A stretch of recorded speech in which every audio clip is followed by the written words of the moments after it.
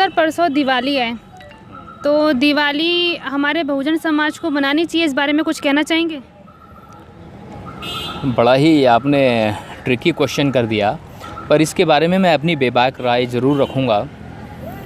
विशेष रूप से जो हमारा मूल निवासी समाज है, मूल निवासी शब्द मैं इसलिए इस्तेमाल कर रहा हूँ क्योंकि यहाँ जो सवर्ण लोग हैं तो विदेशी हैं, लोग बाहर से आए थे। हमारा जो शूद्र समाज है वो सब यहीं का है, इसलिए मैं मूल निवासी शब्द का इस्तेमाल कर रहा हूँ। मूल निवासी समाज में विशेष रूप से शोषित, पीड़ित, दबे कुचले समाज के जो लोग हैं, ये भी बड़ी खुशी से दिवाली का अनुमोदन करते हैं, दिवाली मनाते हैं। दिवाली को कुछ इस तरह से प्रोजेक्ट किया गया है कि प्रकाश का त्यौहार है, मिठाइयों का त्यौहार है और दोस्ती का त्यौहार है, आपस में मेलजोल और सौहार्द का त्यौहार है, और इस तरह से लोग मनाते भी हैं। मैंने खुद अपनी आंखों से देखा है लोगों को अपने घरों में सफाई करते हुए, लोगों को त्यौहार मनाते हुए। लेकिन अच्छी बात है, ये लोग मना रहे हैं, हम इसके खिलाफ़ नहीं हैं। मैं ये कहना चाहता हूँ कि दिवाली मनाई क्यों जाती है, इसे भी समझना ज़रूरी है। दिवाली किस तरह से मनाई जाए जितनी महत्वपूर्ण है, उससे ज़्यादा महत्वपूर्ण इसलिए है कि दिवाली का प्रारूप दिवाली के जैसा हुआ क्यों, ऐसा क्या हो गया था। एक प्रॉपर कहानी है। मैं बिल्कुल सहमत नहीं हूँ हिंदुओं की कहानियों से। हिंदू ये कहते हैं कि इस दिन राम अपने अयोध्या लौट कर के आए थे। अगर राम अयोध्या लौट कर आए थे तो पूजा लक्ष्मी और गणेश की क्यों हो रही है जी? और लक्ष्मी विष्णु की घरवाली है तो गणेश के साथ क्या कर रही है, आप समझ रहे हो? तो बड़ा उल्टा पुल्टा चक्कर है। तो इन लोगों की जो कहानी है उनमें दम नहीं है। जो बात मैं कहने जा रहा हूँ ये ऐतिहासिक है। कुछ इस तरह से है कि मौर्य साम्राज्य का जो अंतिम राजा था, उस राजा का नाम था राजा बृहद्रथ। और राजा बृहद्रथ इतने बलशाली थे, मानसिक रूप से भी और शारीरिक रूप से भी। तो उनका जो साम्राज्य था, उनके साम्राज्य में सब जगह, क्योंकि बुद्धिज़्म का प्रचार प्रसार करते रहे वो, तो शांति, मैत्री, भाईचारा, बंधुत्वता, सौहार्द की भावनाओं से ओतप्रोत हमेशा रहे। परिणाम स्वरूप ये हुआ कि युद्ध जैसी चीज़ें, हिंसक प्रवृत्ति की जैसी चीज़ें उनके आसपास भी नहीं थी। लेकिन हाँ, चूँकि राजा थे तो राजा होने के नाते वो अपनी प्रजा के प्रति बड़े जागरूक थे, संवेदनशील थे। बाजारीकरण बड़ा अच्छा करके रखा था, इकोनॉमिक स्थिति बड़ी अच्छी थी, सामाजिक अवधारणाएं बड़ी अच्छी थी, समानता का भाव सभी में था। लेकिन एक अजीब सी घटना ऐसी थी कि उनकी सेना का एक नया सेनापति नियुक्त किया गया। उस सेनापति का नाम था पुष्यमित्र शुंग। वो सेनापति बन के आया। वो एक ऐसा व्यक्ति था जो राजा बृहद्रथ, जो बोधि राजा थे, बुद्ध धम्म का अनुयायी थे, वो ये चाहते थे किसी तरह से मैं यहाँ का राजा बनूं और यहाँ ब्राह्मणवादी संस्कृति का अनुमोदन किया जाए, उद्घोष किया जाए। क्योंकि जो बुद्धिज़्म है, बुद्ध धम्म है, यह श्रामणेय संस्कृति का परिदर्शक है, परिचायक है, और जो ब्राह्मणवादी विचारधारा है वो ब्राह्मणी संस्कृति का परिचायक है। तो यहाँ जो राजा थे, राजा बृहद्रथ, ये श्रामणेय संस्कृति का परिचायक थे, बुद्धिज़्म का परिचायक थे, बुद्धिज़्म का प्रचार प्रसार करते थे। तो वो राजा बन के आया, सेनापति बन के आया। तो उन्होंने एक रणनीति लगाई, किसी तरह इस राजा की हत्या कर दी जाए। कई षड्यंत्र रचे गए, वो षड्यंत्र सफल नहीं हुए। एक दिन ऐसा आया कि उन्होंने ना जाने किस तरह से राजा को इस बात की ललक लगा दी कि चलिए जंगल और शिकार खेलने चलते हैं। अब राजा भी किसी तरह से मान गए, जंगल गए शिकार खेलने। तो राजा भी घोड़े पर हैं, उनके पीछे सैनिक खड़े हुए हैं और वहीं कहीं पुष्यमित्र शुंग भी है। तो घोड़े पर बैठे हुए राजा के सामने एक विशालकाय शेर आ जाता है।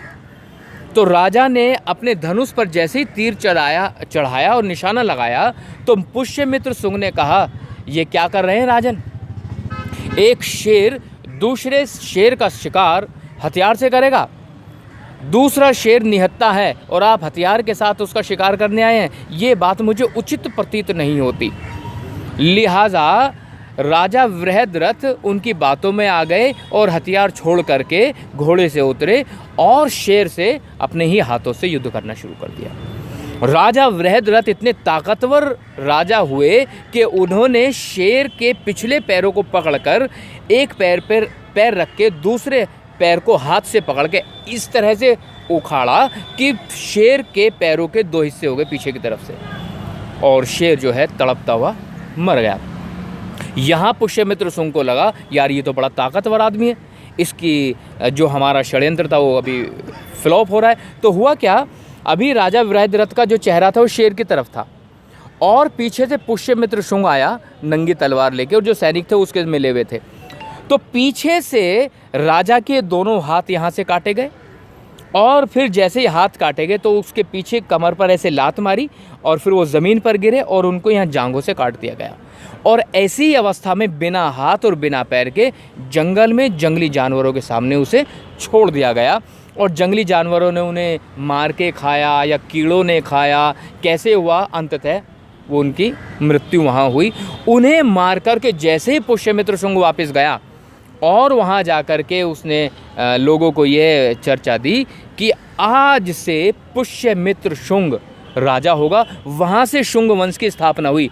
जिस दिन इस आदमी ने शुंग वंश की स्थापना करके स्वयं को राजा घोषित करा, उस दिन दीप उत्सव मनाया गया। दिवाली की शुरुआत यहाँ से हुई। लोगों ने उस पुष्यमित्र शुंग को राजा स्वीकार किया और लोगों में यह अवधारणा फैला दी कि राजा वृहद्रथ जो थे उन्हें जंगली शेर ने खा लिया। अपने आप को उनकी हत्या से उसने बचा लिया, जबकि वही एक हत्यारा था। उसने हमारे बौद्धि राजा की हत्या करके अपना साम्राज्य स्थापित किया और अपना राज्याभिषेक करवाने वाले दिन को ही दिवाली के रूप में प्रस्तुत किया गया। अब ये मूल निवासियों की मर्जी है कि उनके राजा को मार करके लोगों ने दिवाली मनाई। अब आप भी आपने घर में दिया जलाना चाहते हो अपने राजा की मौत का, तो ये आपका अपना विवेक है, मैं नहीं जलाऊंगा, क्योंकि इस दिन हमारे अंतिम राजा की हत्या की गई थी। तो मेरे लिए दिवाली उजाले का त्यौहार नहीं, अंधेरे का त्यौहार है। लेकिन अपना समाज फिर भी दिवाली बनाता है, क्योंकि इतिहास नहीं बताया गया। मैंने भी इतिहास इसलिए बता दिया क्योंकि मैंने इतिहास को पढ़ा है। अगर आप शुंग वंश को पढ़ेंगे उसमें आपको राजा वृहद्रथ की भी कहानी मिलेगी, पुष्यमित्र शुंग की भी मिलेगी, सब कुछ उसमें मिलेगा। और मैं उस चीज़ में विश्वास करता हूँ जो प्रमाण के साथ प्रस्तुत की गई है इतिहास में। और जिन कहानियों का कोई अस्तित्व नहीं रहा इतिहास में, कोई प्रमाण उपस्थित नहीं है, तो उन चीज़ों को हम नहीं मानते। बट दुख का विषय ये रहा कि जब हमारे लोगों ने हमारा इतिहास नहीं लिखा तो गैरों ने हमारा इतिहास लिख दिया। जब गैर आपका इतिहास लिखेंगे तो अपने हिसाब से लिखेंगे।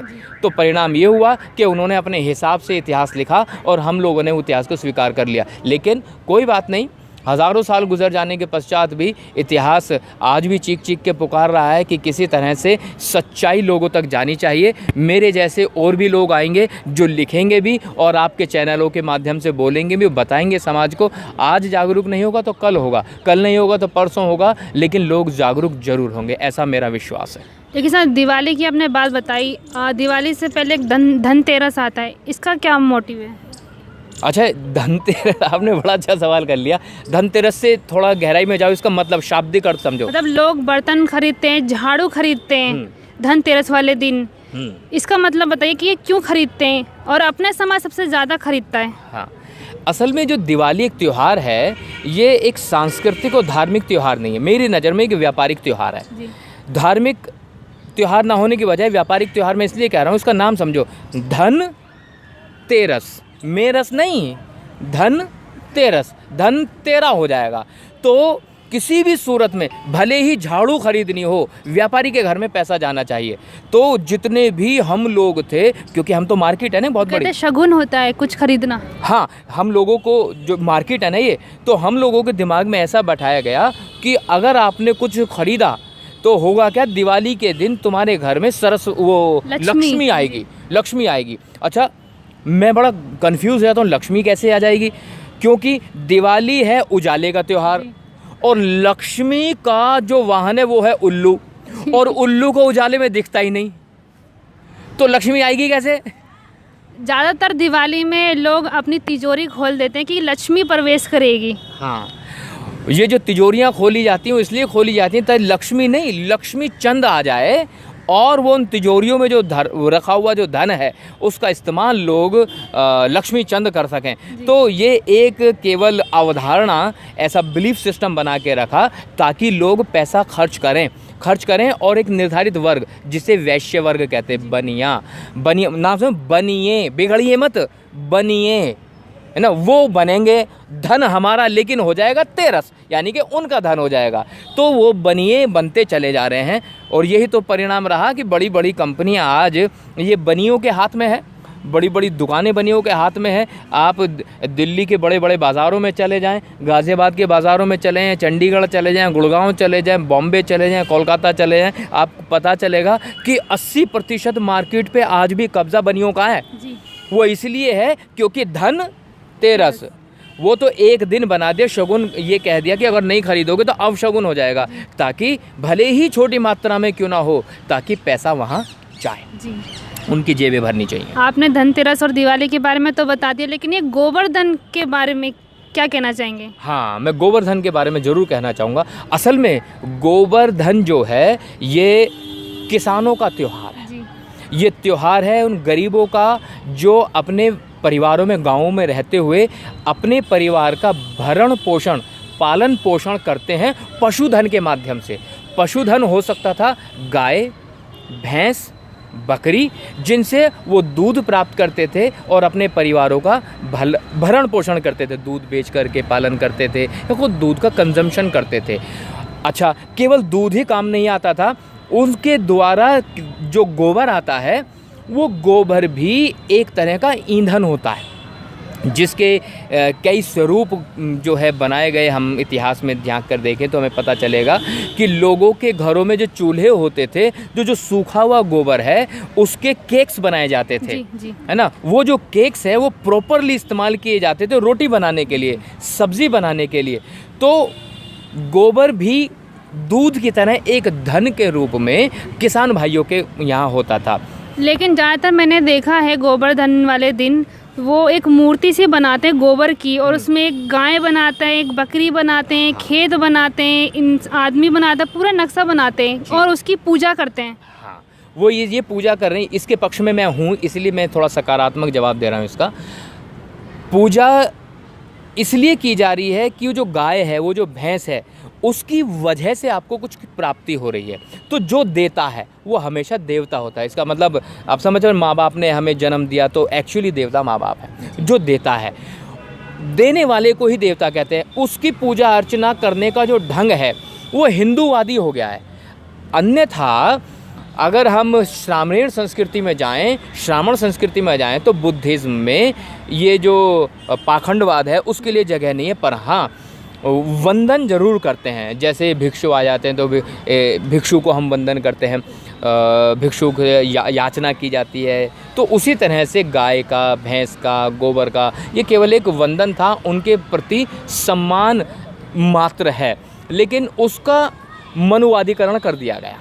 आजकल जो सारी चीज़ें बनाई जाती हैं वो पूजा पाठ प्रॉपर होती है, दीपक जलाए जाते हैं और जो है मिठाइयाँ, ये सब कुछ जो स्वरूप बना दिया, ये इसका भगवाकरण है। ये इसका ऐसे समझिएगा वर्जन नंबर 2 है। अदरवाइज़ जो किसान भाई करते थे वो केवल सम्मान था गाय के प्रति, सम्मान था भैंस के प्रति, सम्मान था उस खेत के प्रति, सम्मान था उस गोबर के प्रति जो एक ईंधन के रूप में इस्तेमाल किया था। केवल ये साइंटिफिक स्वरूप हुआ करता था, लेकिन अब उसका भगवाकरण कर दिया गया है, जो कि एक राजनीतिक दृष्टिकोण से एक निर्धारित धर्म के लोगों को जोड़ करके वोट में तब्दील करने का एक माध्यम बन गया।